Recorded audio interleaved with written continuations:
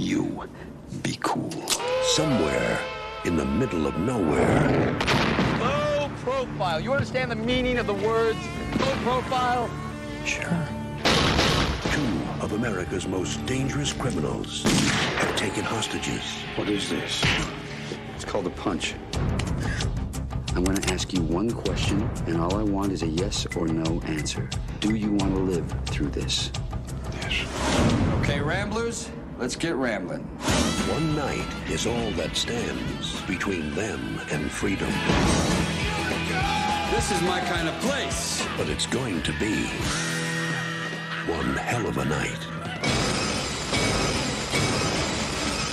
We might be in trouble. We got a bunch of fucking vampires out there trying to get in here and suck our fucking blood. Now, their only chance is to fight back. Oh, yeah!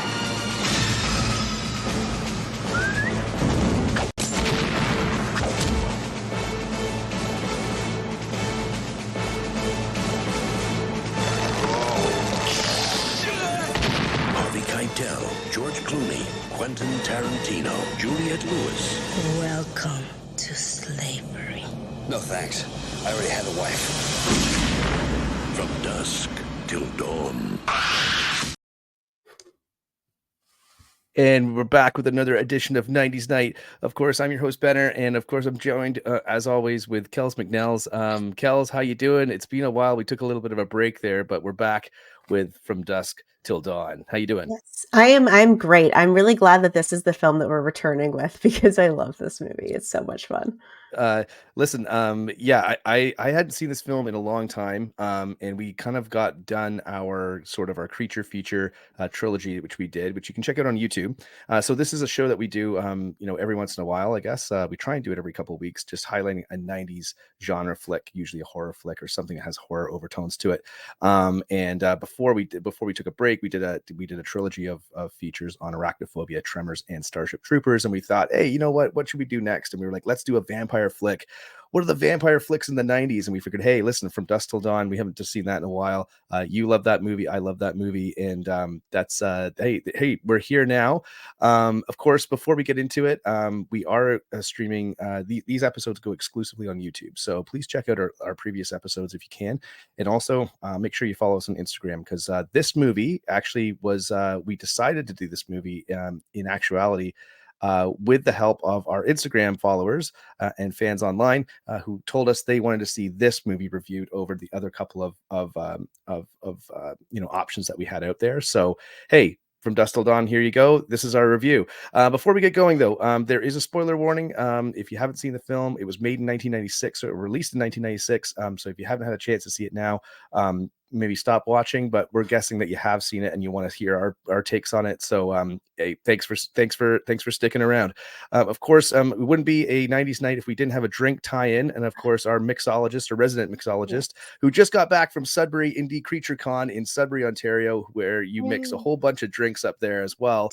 But this fun doesn't stop with Kels. She's got a brand new drink. Tell us what you got over there, Kels. So, in keeping with not wanting to swear too early in this recording, I am calling this one the Mean Servant of God, which is a combination of tequila, iced tea, a little bit of sour mix, and some grenadine. And it's actually surprisingly tasty. I'm not gonna lie. I think the sour mix really kind of brings out the vibe of this one. But I'm a fan, so well done, me.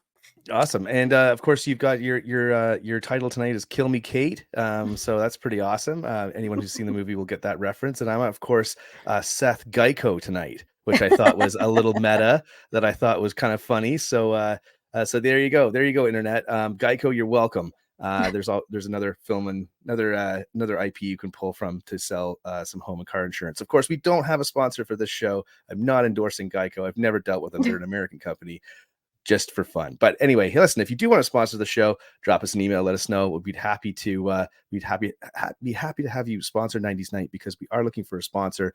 We are holding out hope, fingers crossed, for someone to come through. You know who you are, Johnny Bootlegger.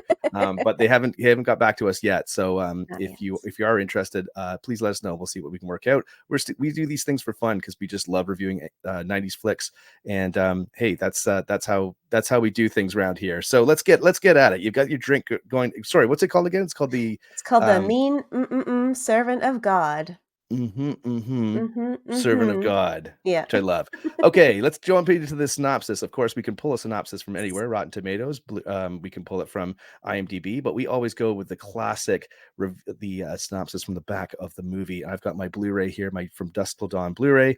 So because they're always way better on this because they're trying to get people to pick up and rent these films.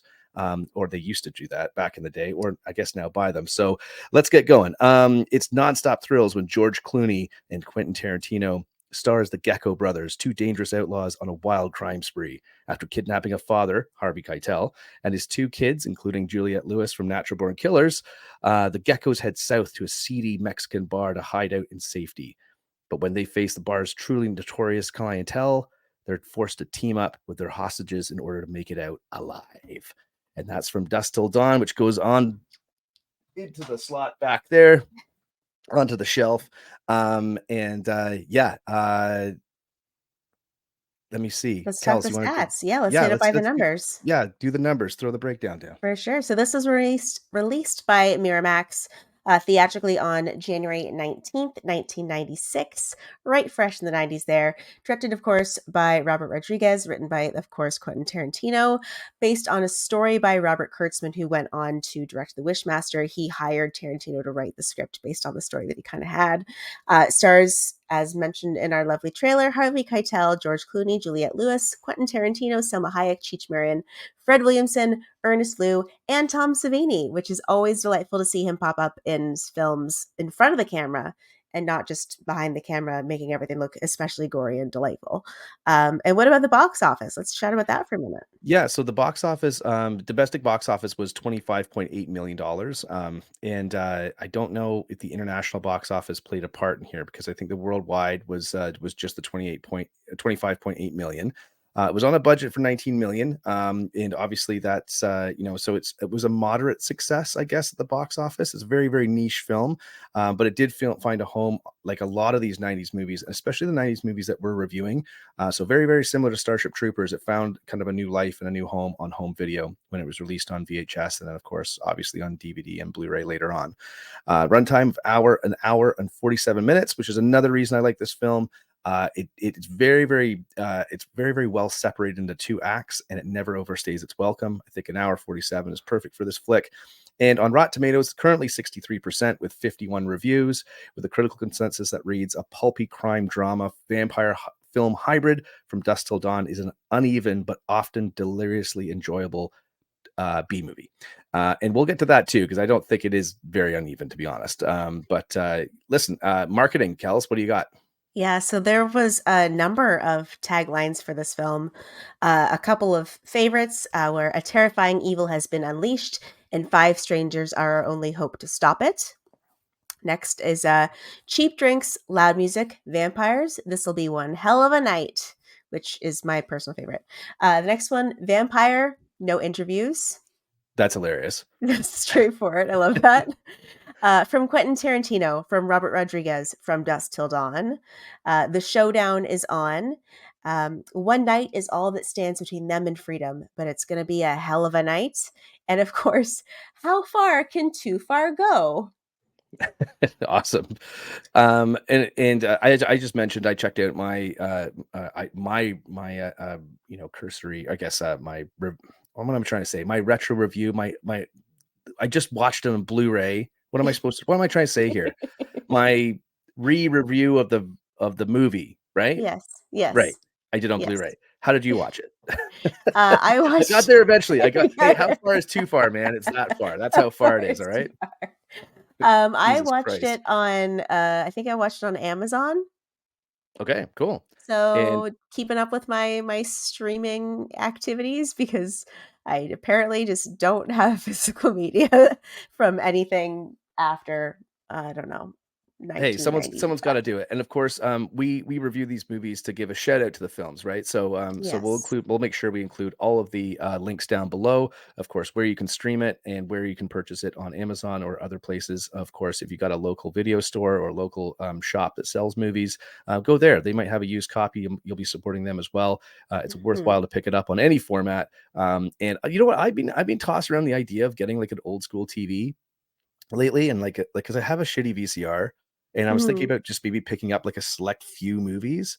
But Yeah. this is how it starts, right? So I'm not a Yeah. VHS guy, but I did have VHS growing up, and I was thinking like while as I was watching this movie, I was like, this would be kind of a cool movie to watch on VHS because that's kind of how I Absolutely. first saw it, right? So For anyway, I don't sure. know. Yeah, I have Maybe like this a show is gonna influence me in a negative way.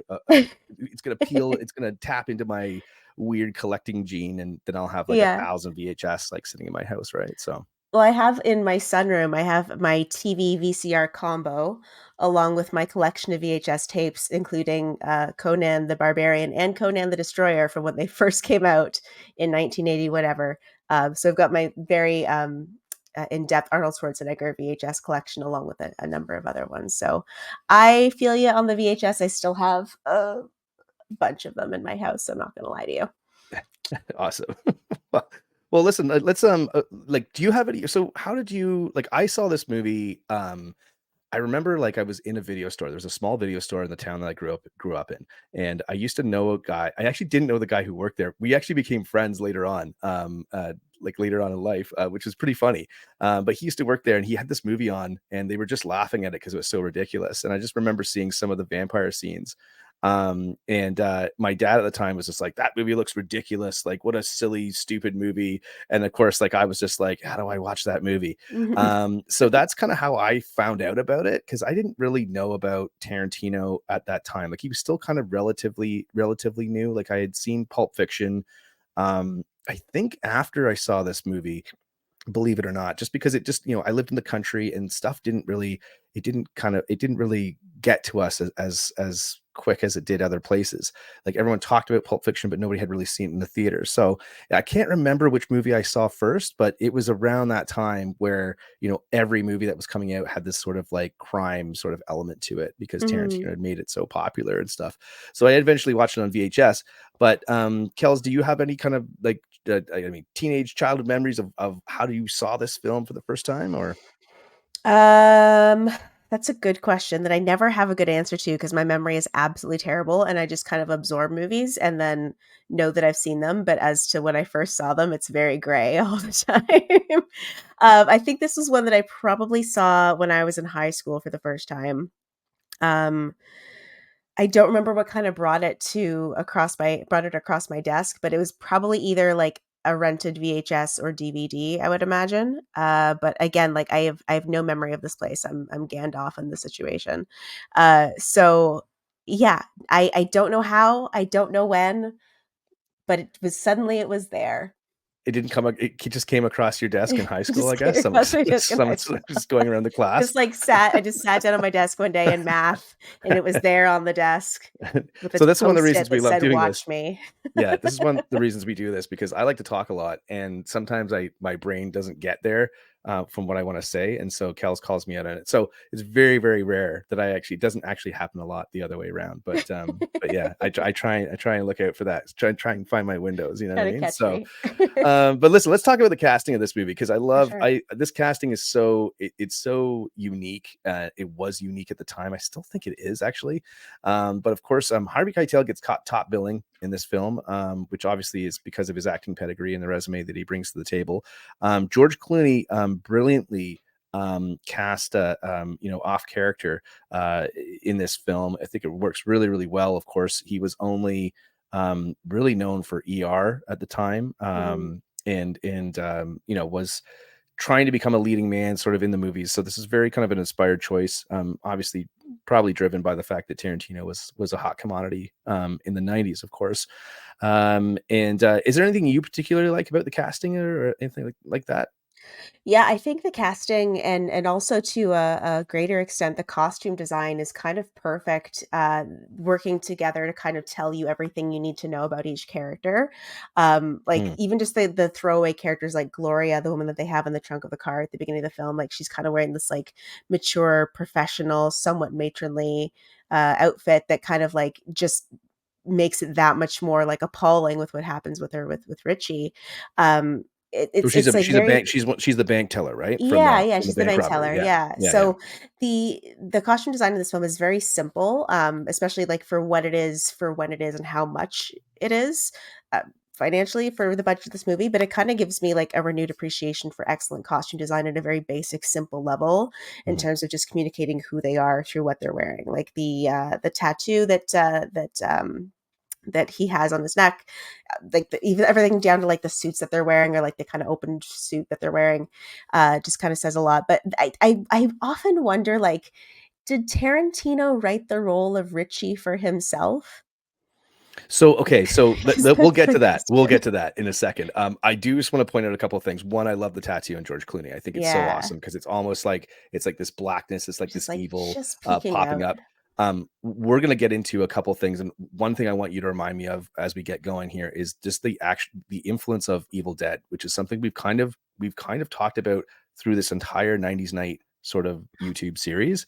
Mhm. But especially in this film, I hadn't really noticed it, which is ironic because obviously Tom Savini's in the movie. But yeah, there's a lot of Evil Dead sort of like references or like little homages throughout the film. But anyway, before I get there, I just thought like the black tattoo kind of reminded me of the evil in Ash's hand. So that's Yeah. something that I never put together when I was watching this in the 90s, and when I went back and reviewed it, rewatched it a couple rewatched. That's the word I wanted earlier. Rewatch. When I rewatched it a couple nights ago, I was really I was like, oh man, I wonder if that is a reference to that. I have no idea, but I'd love to sit down with Tarantino, of course, and Rodriguez and talk about anything, but especially maybe this flick. But anyway, the other stuff as well, just Benner's old as dirt moment. I did look this up. I can't resist anymore. I have to do it.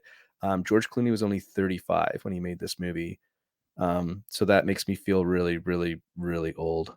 But just for the benefit of our audience out there, just in complete interest of transparency, George Clooney is only 35 when he made this movie. So there you go. Uh, I'm old as dirt. Also, a quick note as well is that really cool cameo by John Saxon. He's the FBI detective that is in a flashback scene, and Kelly Preston is the reporter, which is pretty cool.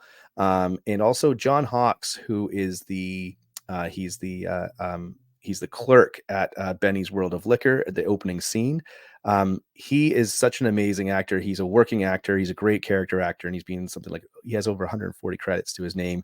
But obviously, he's known mostly for his great performance in Winter's Bone, the film, and obviously he was Mm. in the Deadwood series on HBO as well. So John Hawkes, pretty awesome, and of course, rounding out the cast, Juliette Lewis, who again was like kind of in everything, every kind of grimy sort of like crime ridden movie in the 90s. I feel like Juliette Lewis was a part of, which is pretty awesome. I think that's Yeah, those are great credits to have on her resume. for It's sure. always interesting to watch on screen. And of course Salma Hayek, which I think it was her second or third film. I think Desperado was her first. But of course, one of Robert Rodriguez's longtime muses. And she is awesome in this movie. For the scene that she's in, but maybe that's just me talking. But With let's the get to improvised snake Tarantino dance, because yeah. yeah, because there's a couple things I want to talk about and dive right into this movie on. Is one that, yes, you're right. Did Tarantino write this character for himself, or did he actually decide that he was perfect to play the role because of Of the sexual deviant. I don't know. Like I can't tell like if it was something that he was like it was like it seems like kind of a joke, right? Like Yeah, he would be like, "Oh, everyone would joke about this, that, and the other." I think nobody really knew or paid attention to like the foot fetish thing in his films because I kind of feel like this movie was the start of that as well. Like, yeah. and I don't want to get into talking about, whatever, but it's got to be mentioned. I don't remember anything being in I could be wrong. It's been a while since I've watched Pulp Fiction. I don't think there's anything in Reservoir Dogs. So I think this might be the film that starts that. Now, people will say, well, that's not true because Robert Rodriguez directed this movie. But there is a theory out there, and that they actually both directed this film, and that Robert Rodriguez was given the full credit of it and Tarantino took the full writing credit. But the idea is that when everybody turns into vampires, that is exactly at the halfway mark of the movie. And everything before that is directed by Tarantino, and everything after that is directed by Rodriguez.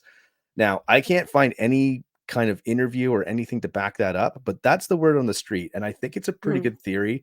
I thought about that when I watched it. So it's right after Salma Hayek comes out and does the dance. It's right after that. So right when Yeah. she turns into a vampire, when Cheech comes back in and says, those guys, and they're looking for the Gecko brothers, which is George Clooney and Tarantino. In that exact moment, that's when it flips over from Tarantino's directing style to Robert Rodriguez. But I don't know. Your thoughts? That especially tonally makes sense just with the first half of the film. Like, it does feel like a Tarantino, like, kind of heist thriller with those really kind of dark undertones to it as well. Like, that certainly tracks, I think.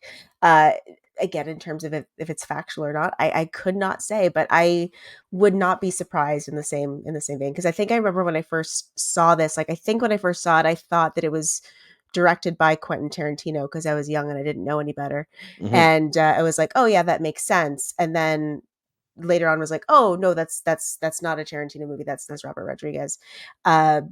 Because again, like, it feels like a Tarantino movie, especially for the first bit, and then for the last bit, when everything just sort of goes completely sideways, then yeah, I 100% would buy that if that's true. Like, I it's would really believe hard to that. tell, right? And this movie obviously was a precursor to Grindhouse, Yeah, which definitely. for anyone who doesn't know out there, was was Planet Terror and Death Proof, those two movies put together. And they were directed, like, Death Proof was directed by Tarantino and Planet Terror was directed by Rodriguez. So I have to wonder, maybe one day we'll find out. Well, if you got any insight, let us know in the comments below. Yeah. And of course, while you're down there, subscribe to the channel and like this video, ring that bell so you get a notification when we actually do find out. And when me and Kells actually do sit down with Tarantino and Robert Rodriguez, we'll be sure to do a little video and we'll put it online. And only by ringing that bell will you know that we've done that. So, okay. So just a couple other things about the casting. What I should do is I should throw up a couple of Stills. lobby cards that we have here. Of course, Mhm. here is the awesome Harvey Keitel legend, and of course Juliette Lewis, who plays his daughter in the film. And another scene that I kind of want to get into as well, and this is, I think, one of my favorite scenes in the movie is of course Benny's World of Liquor, when the two Gecko brothers go in and basically hold up the liquor store and destroy it. It's such a great scene. It opens up with Texas Ranger Earl McGraw, who stops by to Benny's World of Liquor. That's played by the awesome Michael Parks, and he is the same character that shows up in Kill Bill and Death Proof. So it's the same Texas Ranger Earl McGraw. And I'm wondering if this is the start of Tarantino's supposedly connected universe, where characters pop up every now and again, or other characters are referenced in his movies. And it's always been sort of a theory. It's always been sort of a light sort of concept, I guess. But it does seem to me like it carries some sort of connective tissue between the films, which is interesting, which Mhm. means that technically, I guess this movie, so spoilers, but Texas Ranger Earl McGraw does not make it out of Benny's World of Liquor. But I guess this movie becomes a sequel then to Kill Bill. It's hard to say, but you'd have to look at those timelines and put them together. I've always wanted to do that. I think maybe once his 10th movie is out, I think maybe I'll go back and try and piece that together. But yeah, it's and this scene in particular is such an awesome. We're going to come back to this too, because I want to talk about how they kind of maybe did this shot, because it's such a great sequence. I feel like that's one of my favorite scenes in the movie. Mhm. As far as and I should say this as well. The other hint that this is a connected universe is that when Seth goes out to get food, he comes back with Big Kahuna burgers, which is obviously a reference to Pulp Fiction. And that's one of the things I like about this movie too, is I think like it's sort of like it's Tarantino at the height of his power, right? It's like he'd made Reservoir Dogs, he'd done Pulp Fiction. He's kind of doing whatever he wants as far as filmmaking goes right now. And this is such a bizarre, off the wall, batshit crazy movie that I think could only, I don't know if it could only have gotten made in the 90s, but I just think that it's like, if it wasn't for these guys, this movie would never even exist.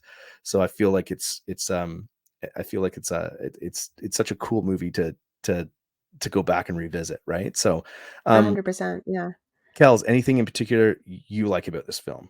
Yeah, I mean, one other thing that I want to touch on casting before we step away from casting is Sure. Fred Williamson as well, who Yes, is yes, of course. amazing Yeah. and like best known for a number of incredible blaxploitation films, many with titles that I could not in good conscience say, but they are just amazing films. He's a fantastic actor, and having him in this with Tom Savini is just incredible. They have such a kind of hilarious chemistry to them. I love their characters, and the fact that they show up for such sort of a brief period of time and they make such a huge impact that whenever you think of like when I think of this movie, like I think of like Sex Machine for a lot of it because Tom Savini is hysterical and I love that.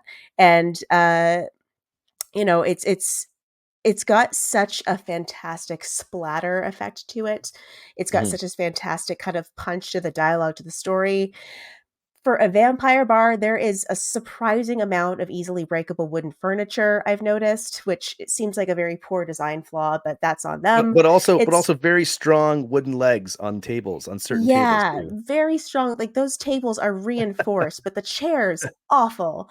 It's also like the most popular roadside bar that is no way passed on by word of mouth because how would people be like, "Hey, I went to this really cool bar last night and totally didn't die in the process." And also, like, do they do this weekly? Do they do this nightly? Because, like, do they have one big annual vampire blowout? Because if so, that's terrible timing on the gecko's part. If they do it like once a year and this happens to be the year that they show up there, I'm just thinking in terms of like sheer amount of customers that they have at this bar. There's a surprising number of people there, considering how many of them die. Is my Well, I point. think there's a lot of, isn't there a lot, like most of the people in the bar are vampires except the people Yes. we just mentioned, right? So it's Well, obviously our there's still quite a characters. few, like, there's still quite a few, like, cannon fodder folks in there too, like, there's a lot of in the bar that are cannon fodder because they do go True. through, like, a lot of carnage before we get to our heroes for sure, so, you know, again, seems like a very interesting, decision for their marketing perhaps for the vampires, but you know what? I'm not gonna pick it apart. The sheer machismo of this movie is just mwah. Like there's something that's so brazen and so brash and so like just cocky about it that's really just got this swagger and this hysterical kind of brutal, bloody, vicious violence that's so over the top that you just Yeah. can't help but love it. And the ingenuity of as well of like having a disco ball with sunlight hitting it and having like the holy water balloons and things like just the whole ingenuity of like how they kind of go against these vampires I think is really fantastic as well. They bring a lot of cool ideas to the table. So, you know, for a lot of vampire movies which I feel like were not a dime a dozen in the 90s, but they were popping up quite a bit in the 90s. I know that there's a lot of movies that we talked about that we could have featured for vampire films, and this is the one that the people chose, and I'm so glad they did. Yeah. Um, Yeah, yeah, totally. yeah, you know, they kind of actually brought a lot of cool ideas to the table with vampires. Again, it's vampires, no interviews. Like it's sheer violence, it's sheer brutality, it's sheer bloodiness, explosiveness. Like it's just all over the top in the best possible ways. And the last shot of the film, which sort of pulls back and shows the bar sitting on this, is this, you know, this That's like gothic sort of Aztec. Aztec Yeah. like pyramid that sort of goes into this ravine, and you see all the trucks that are like, Yeah. displaced, and they obviously been killing people forever. And And that's my point. Where are they getting all their customers? Yeah, well, I guess people just stop because it looks like a cool Looks like place, a right? fun place. Looks like a fun It's called the time. Titty Twister, like, that's the name of the bar, right? And you Yeah. figure, like, truck drivers that would peel in there, and it looked like a good time, and all of a sudden, yeah, you're getting eaten by vampires. I mean, that's how it works. I will say one of my favorite one. So it's what's awesome about this. We've talked about this before in the program. Is that when I rewatch stuff like this, I actually like pick up on the stuff that's going on in the background, or like the little things that are supposed to happen, or that are happening that they're there, and it's so funny because they're in the script or someone did them on the set, and you don't actually realize that. So, and one of the things, speaking of Fred Williamson, is that when Salma Hayek comes out and she does her initial thing with the snake, and she walks across the table. He's still trying to make sure his dominoes don't fall. Like he's built this little tower of dominoes, which is like you see that in the bar before, but he's still and they fall, and he's like it's like I'm like, why is that in there? But it's so funny. So it'd be great to know like how much of this stuff was improvised. Going back to Tarantino and his role in this as a writer, I mean, I think the script is pretty spot on. It's pretty awesome. There's lots of great quotes, and it's infinitely quotable, and we'll get to those quotes later on. But the one thing I really like about the script is that things are revealed. You mentioned the bank teller, and her getting basically murdered by Richie, who is Quentin Tarantino's character. There's a couple things in here that are really, really great, like story ideas and really great reveals, and it just builds character. And not that you're expecting a whole lot of character in a film like this, but it is there, and that's why I think this movie works. And one of those things is that George Clooney, when he sits to hostage, he sits the hostage down when they're in the motel, and he tells her the rules, like, hey, just do exactly what we say, don't make a sound, and you'll live through this. Do you want to live? She's like, yes. And she's like, okay, good. Like we're gonna be cool, so it's all good. And then he leaves, and then of course he comes back, and at the end of that, he says, like, I give you my word. And he comes back, and Richie's obviously murdered. Like it's assumed that he's raped and murdered this woman in this motel room, and George Clooney's pissed, and it's because he gave that woman his word that she would make it out alive. Now, you don't realize how important that is until later on, because he says kind of the same thing in like to Harvey Keitel, and he said, listen, if we make it till dawn and whatever, your family will live and you'll go. So it's like his word is still means something, even though he's this this murdering bank robber. He still has this kind of like slight code of ethics, and he hates Richie for what he does to the woman in the motel room. Yeah. However, so as an audience member, you're like, why? So why? What? I mean, they're brothers. I get it, but like, I mean, he's a piece of shit. Like Richie's a piece of shit. So whatever. But it's revealed later on that Richie saves Seth and breaks him out of like police custody. I think when he's at the courthouse in broad daylight. That seems to be like kind of something inspired or kind of carried over from Natural Born Killers a little bit too, which was also obviously written by Tarantino. But it's like, that's why I just always feel it, like Seth always feels like he owes him.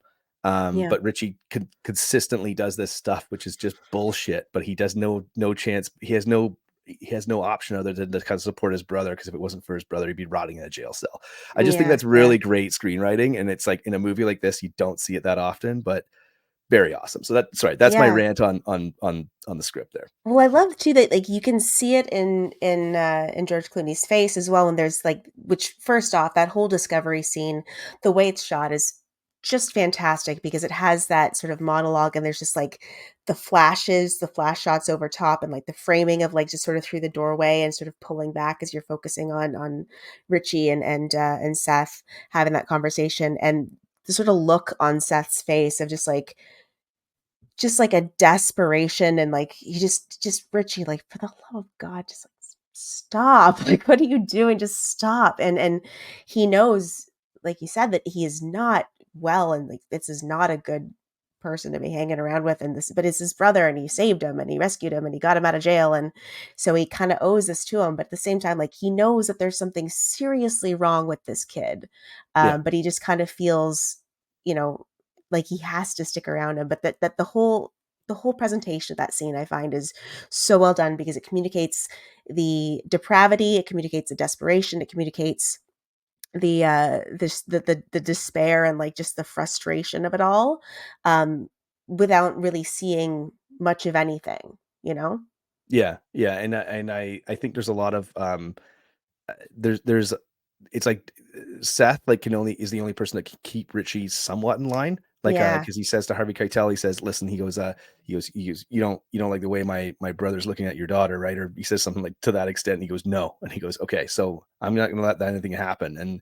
And then he looks back and he says to Richie, he goes, hey, you're supposed to watch him, not talk to them or whatever. So he kind of like, he's sort of just communicating that to Harvey Keitel as being like, listen, like, I'll keep this guy in line, even though Harvey Keitel doesn't really know the extent of how crazy Richie is. He just knows that he's a bad guy, right? And they're Yeah. both bad men. So, yeah, great. I mean, again, it's a pulpy movie. It's not to be taken too seriously, but it's like I like the extra stuff where you can kind of sink your teeth into, especially on a script. And Totally. I do feel like George Clooney is the Vampire MVP of this pun. movie. Sorry? I said that was a vampire pun. Yeah. Yeah. Yeah. That's Just had to why I catch said that. it. Yeah, and you know what? I would say speaking of which, speaking of puns, but for everything else that's going on in this flick, I think that George Clooney is the MVP of the For movie. sure. I think him to sort of dive into this role and really commit to it. And I gotta say this, man, like I know he's supposed to be a bad dude and everything, but he does somewhat redeem himself by the end by trying to save at least as many people as he can. He ends up saving Juliette Lewis, but still, man, he's so fucking cool in this movie. Like he's Yeah. so cool. Like Yeah, I don't and know. I do love the end choice as well. Like everyone would expect, like, "Oh, come on, Juliette Lewis, let's tag along. Your whole family's dead, mine is too. Let's just go and ride off into the sunset and be renegades together." But he's like, "No, this would not be good for you. Yeah, get out of here, kid. Get the Yeah. hell out of here, kid. Yeah, Like, yeah. go do your thing, take some money and run." And I kind of love that. It kind of subverts that expectation because even still, like when he hands her the money, you still expect like a beat and then be like, ah, come on. And, like, but no, he just says like, this is not a good idea. Go do your thing. I'm going this way, you go that way, and like, sorry, basically. And I kind of really like that because it also speaks to his character too, that he knows that this would not be a good thing for her. He knows he's got that code of ethics. He's got that understanding that like that would ruin her life essentially. And even though her life is already ruined because her whole family is dead and she doesn't really have anywhere to go and anything to do, that's a step too far to take her down with you, you know? So I Mhm. do appreciate that about his character, that he is not a great guy, but he's still a good guy Yeah. That's because he's cool. because he's cool. Yeah. Listen, I want to jump back to what you were saying too about the way that the scene is shot when Seth actually finds the bank teller and what Richie's done to her. Those quick flashes and stuff. You're absolutely right. It's a brilliantly shot scene. For sure. Did you get like I kind of thought of The Shining when they show the girls being Mm, murdered in the hallway. It's very very similar yeah. to that. I wonder if that was an influence. It probably was. And the one thing that's cool about watching these movies now is like you always think of like, oh, The Shining was made like 40 some odd years ago. But this movie was only made like it was produced, like it was shot in 1995. So it was only shot like maybe like 15 years after The Shining came out, which to us, it seems like, so if you did that backwards right now, it'd be like 2007. Isn't that weird? Like it feels longer than that, right? But anyway, I think about that stuff while I I just watch had to movies. take a moment realizing that 2007 was 15 years ago. Yeah. Is it? Yeah, I was I'm like, pretty sure, right? Do the math. Yeah, it was 16 years. It was 2008. 2008. So 2008 was 15 years ago. okay. Do you have any of that drink Let me left? just take another drink. Maybe Yeah. you should have a sip of that. Come back to this drink. Well, while you do that, I'm just Mm, gonna just talk about some of our favorite scenes yeah. in the film. I think my favorite scene in the movie, I'm pretty sure is the opening scene. I Yeah. love everything about it. I love and obviously we can throw this lobby card back up again just because I do want to talk about this for like a little bit. But yeah, essentially the opening. I can't tell you how much I want this store to be called Benner's World of Liquor and not Benny's World of Liquor, but whatever. Can't get everything you want, I guess. But I love this opening scene. You don't really know what's going on. Yeah, I did rewatch some of it just at the start because I wanted to capture some of my favorite quotes that are one of them's in this scene. But also when I rewatched it, when the Texas Ranger comes in, you actually see the one girl that they have hostage and Richie at the back of the store looking at the magazines, which is great because later on in that scene, he says, you weren't over there. I was at the magazines and I clearly saw him say, help us, like mouth the words, help us. So there's a lot of consistency in that scene. And also when they blow this building up, it's so awesome because it's one of the best sequences of like cool guys walking with an explosion happening behind them. Yeah, and they're like they're bickering at the same time, which is just fantastic. They're not paying attention to it. Yeah. and or anything like that. Also, like this car that's here looks in this lobby card shot. Obviously, kind of looks like the car from Evil Dead too. Just I saying. was just thinking that. I was literally just having a moment trying to remember what the car is from Evil Dead. It's like an Oldsmobile Delta Yeah, 88 it looks Royale, but very like similar. it Um, does. and I love, yeah, like you said, they're bickering when they're going back and forth. Like this happens all the time, and he's just pissed off Yeah. because he's killed everybody in this fucking store when all he wanted to do, probably George Clooney just wanted to go in and get like a pop or something, right? So or a case of Yeah. beer, and Just go get a they popsicle. but what's so great about this is like all the debris is falling. Like this isn't CGI. Like it's all the Mhm. debris is falling around them as they get into this car. I have to imagine this was one shot or done in one shot. But it's pretty spectacular because it feels small because you're at this liquor store at the side of the road, but it also feels like massive just because of this Mhm. explosion and what's going on in the frame. So one of my favorite scenes, but I just love the dialogue between all the characters in that opening scene. I love it's the one thing that Tarantino is really, really, really great at when he's writing scenes is that he subverts your expectations of what you think is going to happen and what is actually happening in the scene. So making it so rewatchable when you go back because originally you don't actually know that the clerk is that he does like the clerk is aware that he's being held hostage and then he just acts totally normal. So when the sheriff comes in, he looks like he's acting normal. And it's like so funny because he goes, I should be getting an Academy Award for this shit. Yeah.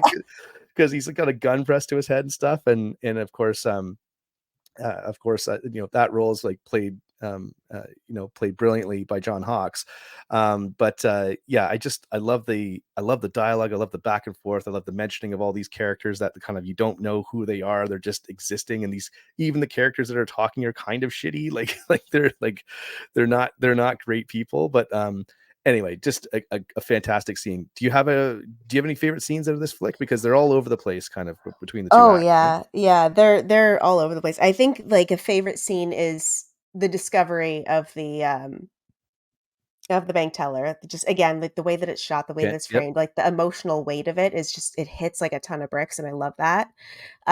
Speaking of things that hit like a ton of bricks, the whole kill me Kate moment is another favorite of mine. Just because again, it's like, oh, it's so Yeah. heavy and like so and I really like how they kind of take that moment, like you think that they're doing really well during that, and then all of a sudden shit just like hits the fan, and I really appreciate that scene.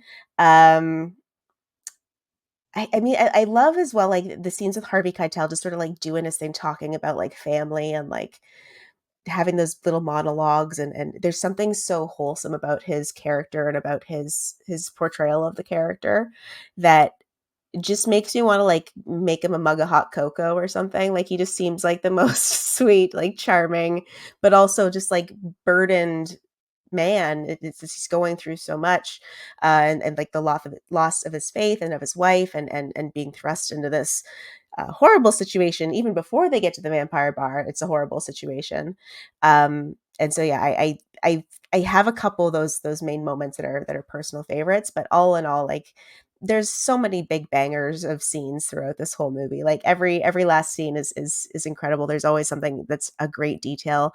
The vampire bar scene when everything kind of explodes into Mayday, and there's the band on stage that are like playing human body parts as instruments that Yeah, I for no find really reason. funny, Those like for guys no get away reason. too. Like, I don't know if they Yeah, blow up or they disappear, like, I'm not they sure. blow themselves up, I Right. think. Yeah, I Yeah, think they I blow think so. themselves up, yeah. That's But I rock and love roll, that all man. of a sudden, like, I don't know if they had it, like, at the back and they, like, pulled it out and swapped them out at some point, how long they've been back there, how well they got that guitar string that it could still play music even though it was just, like, strung from a guy's neck to his You're torso. asking too many questions. That's too But, many questions. it's too many questions, but at the same time, the fact that I have to think about these questions is what makes me love the movie even more because it's just, like, it's so absurd and it's so, like, no, like, those things don't matter, but, like, that's why I love it because it's so silly and it's so over the top and it's so ridiculous and so goofy and so violent, and it's just charming as hell. So let's talk about that too, because we wanted to sort of trace our way back to this idea of talking about Evil Dead references. Mhm, mhm. And there's a lot in this movie, and I don't know why I noticed them. I think just because we talk about them now and we go Yeah. and revisit these movies. We talked a little bit about on Tremors, how the Tremors the camera movement is very, very similar to the evil movement in Evil Dead. But in this film, like especially when Tarantino changes, mad Evil Dead vibes. Oh yeah, When his Still. head goes all his head goes Sudden- all weird, and then he goes back to normal, then his head goes weird again. Like I think that's kind of a small little editing gaffe like, in the film. But also as well, like George Clooney's like stake pile driver thing that he makes like in the back room as his weapon. I mean, I think that's a pretty obvious like tip of the hat to Ash from Evil Dead or Army of Darkness per se. But yeah, I mean, I think there's and the one thing too, I mean, I don't know how much, obviously Tom Savini's in the movie, so he probably had some sort of influence. I'm guessing he probably worked on the special effects too. Like that's my Oh yeah, for guess. sure. But one of And the things stunts. one of the one of the greatest deaths in the movie is when Danny Trejo dies. He gets impaled into the pool table, and as he's like dissolving, his eyeballs roll out of his skull and they go into the pockets of the pool table. Like, so, and I never noticed that before, and I was like, oh my god, that's hilarious! Like that's so Evil Dead, like Sam Raimi influenced. That I just love it. Yeah, and I love all the fight scenes in this too. Like the choreo is great. I love seeing Tom Savini do any kind of like stunt work because like he's a badass. Like he knows how to use that whip. Like that's him doing it, and he's it's always great to see him like just having a ball, just destroying vampires. Vampires, yeah. Always on board for that. So we don't have too much time left, so let's talk about some favorite quotes because this movie Yes, is extremely full of them. quotable. And I had forgotten, like I use the quote out of here all the time, and I thought it was from a different movie, but apparently it's from Dusk Till Dawn. So yeah, now I know. The more you know. The Um, more you know. but that quote is, all right, ramblers, let's get rambling, which is what I Yeah. always say when I'm trying to get people together or out the door, or go to a show or go to the bar or something like that. I always say, okay, ramblers, let's get rambling. And I always thought it was from, I think I thought it was from Pulp Fiction. But no, it's from It's Dusk Till from Dawn. Just So On. there you go. Yeah. There you go. Some of my favorites. I've got 6 little friends, and every one of them can run faster than you can, That's referring to the okay. bullets. That was on my list too, for Love that sure. one. Love that Awesome. one. Are you a faithless preacher, or are you a mean motherfucking servant of God? The drink, and also a great quote. Mhm. Fight now, cry later. Great one. Kill me, Kate, obviously. Psychos do not explode when sunlight hits them. I don't care how fucking crazy they are. And of course, I may be a bastard, but I'm not a fucking bastard. Yeah. It I had most of those on mine too, my list. I do like when Earl McGraw comes in and he's talking about I can't remember what he's talking about, but he goes, that kid doesn't know rat shit from Rice Krispies. I think that's a funny line. And yeah, like I like most of the stuff like that George Clooney says, I think Yeah, is he's awesome. got some great one-liners in this movie. He's like, yeah, he reiterates the Ramblers line when he says, okay, hard drinkers, let's drink hard. I'm buying. Yeah, And I was like that line too. And also, of course, like everyone be cool, you be cool. Which is a clear Tarantinoism carried over from Pulp Fiction. But it still sounds awesome. When I was growing up, just a little side story. There was when I was growing up, there was a radio station called the Wolf 101.5 FM in Peterborough, Ontario, and they had an alternative kind of like metal rock show called The Alternate Route, and they used to use little clips from like Tarantino movies like to start off the show or in between songs and stuff. They used to always use that. Used to always like, everyone be cool, you be cool, and then they would start the show, and it was like, so I always remember it from that too. But yeah, anyway, just a little side story, little little fun anecdote, facts. fun facts. Okay, speaking of fun facts and tie-ins, Kels, you did some research on some of the tie-ins to this film and what happened after it was released. What do you got?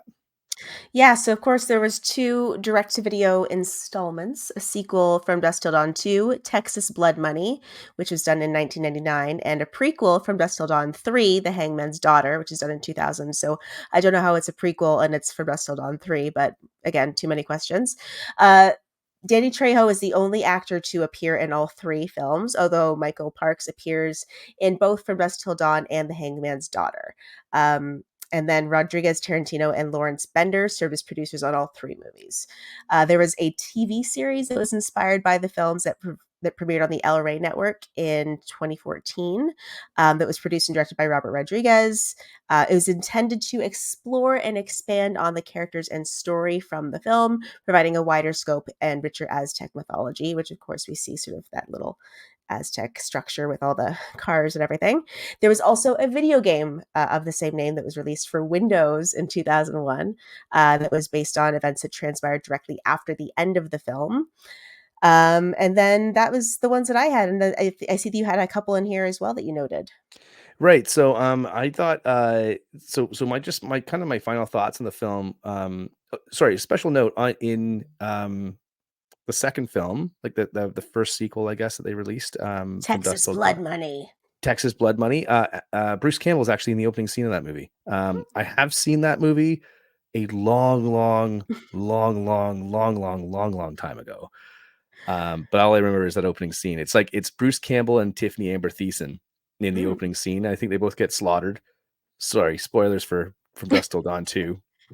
From Um, 1999. for 1999. But I never saw the third one. I never saw the prequel. I thought that was enough for me. And, I thought the charm of the film was the fact that it was Robert Rodriguez and Tarantino kind of doing their thing together. Mm-hmm. So it's really hard to replicate. Of course, a lot of directors tried to replicate what Tarantino was doing anyway in the 90s. And obviously some more successful than others, but he's one of the best to ever do it. So it's really, really, really tough to replicate that without completely biting on the style. Right. So, but I would say this is that Harvey Keitel, this got me thinking. As I was watching the movie, I was like, my one thought was that, how much, of this movie actually influenced Devil's Rejects. I thought a lot of the stuff in the motel, a lot of the stuff on the side road really reminded me of Devil's Rejects in a way that I hadn't really thought about before. And it kind of makes sense. Like, Rob Zombie would have been doing like his White Zombie stuff. Like he would be in White Zombie at the time when this movie came out. I'd love to chat with him and say, hey, was this any sort of influence on the films you went on to make? And the other thing too, which I just thought it was a funny thing to mention, I'm sure it doesn't hold any water at all, but Harvey Keitel mentions when he's talking to George Clooney when he's in the when they're in the RV going towards the border, Harvey Keitel mentions the fact that, and ever since Jenny's death is when he kind of loses his faith. And I was like, I wonder, does that have any tie into Forrest Gump? Because Forrest Gump had come out like a couple years before, and could maybe Harvey Keitel, is that why he's going across the country? Because I think that like Jenny and Forrest Gump were in, I think, Georgia. I think they were in Georgia. So she dies, and maybe she's a relation to Harvey Keitel, and that's why he's like taking his kids across the country. I don't know. Just putting it out there as something I thought about while I watched this movie. If you have any comments about that, you can leave them down in the comment section below. Just And while you're float with down some there, facts. and while you're down there, hit the subscribe button, give this video a thumbs up, and of course ring the bell so you get notifications on our next video as well. So any final thoughts, Kels, as far as like, hey, we did this on time. Can you believe it? Our first one I back, and we know, we actually came nailed in it. on the money. That's amazing. So as long We'll as see we how don't many talk for final more than thoughts we 6 have. minutes, Yeah. it's 7 minutes. We got 7 minutes. So but any final thoughts, or what are your takeaways from this? And like, yeah, how Yes. would you recommend it? Yes, but what would you tell our audience Yeah. out there? That's a good question. I would absolutely recommend it to the right audience. I think it's not for everyone because not every movie is for everyone, and that's totally fair. That's absolutely okay. But I think for the right person, which is most horror people, I think, this is such a great film that again combines the sort of cheeky, punchy, just freaking cool dialogue that's written by Quentin Tarantino with, explosions and vampires and really bloody, gooey messes and emotional heart to it as well. Fantastic cast across the board. Everyone brings their A game, and it's clear that they're having so much fun with this movie as well. I think that this is one of those films that I don't know how well it was received when it came out critically, but it's absolutely developed a massive cult following that has kind of solidified it as one of the classic kind of vampire horror movies. Like when I think of vampire movies, this is usually the one that I think of, Really? Eh? just because it Oh has wow. like such a soft spot in my heart, and Mm. I just love it so much. So, yeah, I think that it's definitely one of the greatest vampire movies from the '90s, specifically, if not one of the greatest vampire movies. Period. So that's my thoughts. Wow. That's high praise. I said one of. What Don't fair. ask me what I think the greatest would be because I couldn't answer that right Well, now. vampire But movies, there was a lot of vampire movies in the 90s that came there out. was some pretty And big ones. who knows? We might maybe go visit another vampire movie coming up, but we'll leave that Mhm. we'll leave everyone in suspense as to what that might be, because there's a Yes. bunch of them and some Yeah. definite ones where we've decided on one more, but Yeah. there might be a conflict with one of them, another one that we've picked or we've talked about. So we might have to put that to a vote, because I had thought of another film that I actually wanted to review, but I'll talk to you about that later. Maybe we'll put that Okay. online. So listen, if you want some feedback, if you want to let us know what to review next, please check out our Instagram. It's at Black Fawn Mhm. Distro. Make sure you follow us. And hey, listen, when you see one of the polls in our stories, vote and let us know what you'd like us to review next. I think that's all And we we'll do got it. from Dusk Till Dawn. I can't believe we came in under the hour. I think we got like Yeah. 60 seconds to shoot the shit now. That never happens. It never happens. How's your drink? Is it done? Have you finished it? It's pretty much done. This was a good one actually. I thought I'd maybe put in too much tequila because I always have that thought with tequila. Because it's usually too much tequila, but this has actually been quite nice. Nice. And we obviously posted that on our Instagram as well. So, drink responsibly and make it yourself if you want to dive into From Dusk Till Dawn with Tarantino and Robert Rodriguez. And hey, listen, let's get out of here. Let's keep this under an hour. That's amazing. I think that might be the first episode we've ever done that for. But of course, my name's Benner, my co-host and my partner in crime, Kels McNells. And of course, this is 90s Night. These are an exclusive YouTube series that we come up with and put on YouTube. So make sure you subscribe to our YouTube, and please spread the word. We'd love to keep doing this. And of course, it's been a lot of fun to do it up till now. This is episode 7. We got episodes 8 and 9 on the way. So make sure you stay tuned. And until next time, we'll see you then. And anything else to add, Kels, before we're gonna play the trailer again, because why not? But I think that's it, right? Where else are we I gonna think be? that's it. My dog is making a lot of noise. She's sleeping on the floor, but she's dreaming a lot and she's just like kicking around. So I'm not sure if that's audible, Okay. but Well, yay. yay. Okay. So I think that's everything. Yeah, that's 90s. I'm supposed to, like, my brain is like, you're supposed to talk for longer than this, but we were very concise and in the pocket this time. So We I'm did it. happy for that. We got this down, Yeah. guys. We got this down. Nailed it. I just did I don't know. You know what I mean? Anyway, thumbs up. Sorry. I meant to do thumbs up. Bye. Thumbs up. We did it. Okay. Yeah. All right. Okay. We're out of here. I'm Benner. This is Kels McNells. This has been 90s Night. Take care. We'll see you next time. You be cool. Somewhere in the middle of nowhere, Low profile. You understand the meaning of the words low profile? Sure. 2 of America's most dangerous criminals have taken hostages. What is this? It's called a punch. I'm going to ask you one question, and all I want is a yes or no answer. Do you want to live through this? Yes. Okay, Ramblers, let's get rambling. One night is all that stands between them and freedom. This is my kind of place. But it's going to be one hell of a night. We might be in trouble. We got a bunch of fucking vampires out there trying to get in here and suck our fucking blood. Now, their only chance is to fight back. Oh, yeah!